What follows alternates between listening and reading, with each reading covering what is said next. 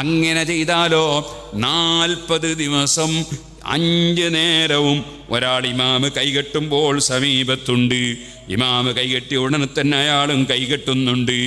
അങ്ങനെ ഒരു 40 ദിവസം നിങ്ങൾ ജമാഅത്തായി 5 നേരത്തെ നിസ്കാരം നിർവഹിച്ചാൽ കുതിബത്ത് ലഹു ബറാഅതാനി, 2 ബറാഅത്ത് അയാൾക്ക് കിട്ടും എന്ന് പറഞ്ഞാൽ ഈ രാത്രി കിട്ടൂ എന്നല്ല അതിൻ്റെ അർത്ഥം. ബറാഅത്ത് എന്ന് പറഞ്ഞാൽ മോചനം എന്നാണ് ആ വാക്കിൻ്റെ അർത്ഥം.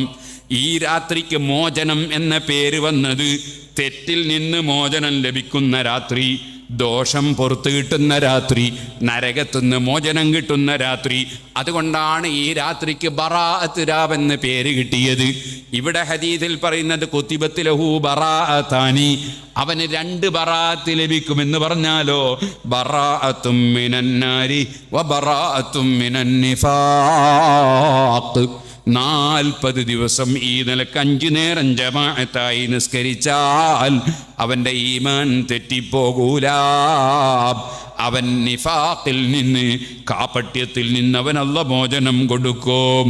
അതുപോലെ തന്നെ ബറാഅത്തും മിനൻ നിഫാഖി വബറാഅത്തും മിനന്നാർ, നരകത്തിൽ നിന്ന് മോചനം ലഭിക്കും, അവൻ സ്വർഗത്തിൽ പ്രവേശിക്കും. സുഹൃത്തുക്കളെ, ഇത് വെറുതെ പറഞ്ഞതല്ല. റമദാൻ 30 ദിവസവും ജമാഅത്തായി നിസ്കരിക്കാൻ നിങ്ങൾക്കൊക്കെ നല്ല സൗകര്യമുണ്ടാകും. നിങ്ങൾ അതിന് ശ്രമിക്കുമെന്ന് ഉറപ്പാണല്ലോ. എന്നാൽ അതിൻ്റെ ഒരു 10 ദിവസം മുമ്പ് വേണ്ട, നാളെ മുതൽക്ക് തന്നെ നിങ്ങളങ്ങ് തുടങ്ങിക്കോ. 5 നേരത്തെ നിസ്കാരത്തിനും ജമാഅത്തായി നിസ്കരിക്കാൻ വരുന്നു. ആ സമയത്ത് ഇമാമ് കൈകെട്ടുമ്പോൾ നമ്മൾ സദസ്സിൽ ഹാജറുണ്ടാകുന്നു. ഇമാമ് കൈകെട്ടിയ ഉടനെ നമ്മളും തക്ബീർ ചൊല്ലി കൈകെട്ടുന്നു. അങ്ങനെ നിങ്ങൾ 40 ദിവസം നിസ്കരിച്ചാൽ നമ്മുടെ ഈമാൻ തെറ്റിപ്പോകൂല. നരകത്തിൽ നിന്ന് കാവലാണ്. വിചാരിച്ചാ നമുക്ക് കഴിയുന്നതല്ലേ. 30 ദിവസം നമുക്ക് റമദാനിൽ അങ്ങനെ കിട്ടും. ഒരു 10 ദിവസവും കൂടി നമ്മളതിൻ്റെ കൂടെ ഒന്ന് എയ്ഡ് ചെയ്താൽ മതിയല്ലോ.